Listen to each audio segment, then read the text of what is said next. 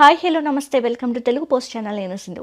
రోగులకు అందించిన చికిత్సలకు తగ్గట్లు ఫీజుల చెల్లింపుల్లో జాప్యాన్ని, ప్యాకేజీ ధరలను పెంచకపోవడాన్ని నిరసిస్తూ ఈ నెల 29వ తేదీ నుంచి ఆరోగ్యశ్రీ ట్రస్ట్ కింద కొత్త కేసులను చూసేది లేదని ఆంధ్రప్రదేశ్ స్పెషాలిటీ హాస్పిటల్ అసోసియేషన్ వెల్లడించింది.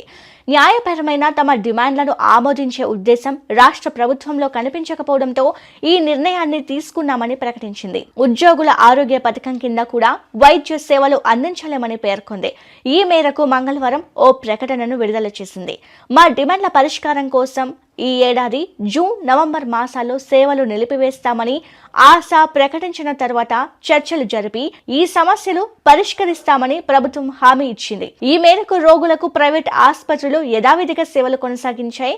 గత నెలలో ఇచ్చిన హామీ మేరకు ప్రభుత్వం నుంచి సానుకూల చర్యలు లేనందున ఈ నెల 29 నుంచి వైద్య సేవలు నిలిపివేయాలని నిర్ణయించాం. ఈ మేరకు లేఖను 22వ తేదీన ప్రభుత్వానికి అందజేశామని ఆశా ప్రకటించింది.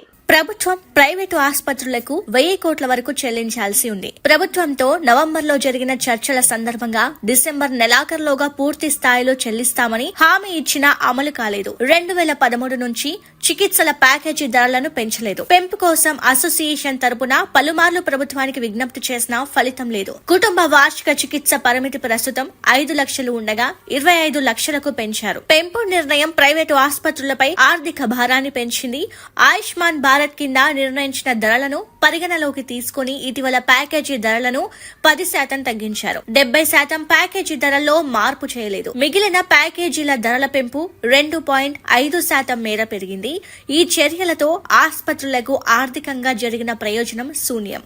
ఈ పరిస్థితుల్లో వైద్య సేవల నిలిపివేత నిర్ణయం ప్రభుత్వాన్ని ఇబ్బంది పెట్టాలనో, ఎన్నికలను దృష్టిలో పెట్టుకునో తీసుకున్నది కాదు. గత్యంతరం లేని పరిస్థితుల్లోనే ఈ నెల 29 నుంచి ఆరోగ్యశ్రీ కేసులను చూడకూడదు అని నిర్ణయించామని ఆశా ప్రకటించింది.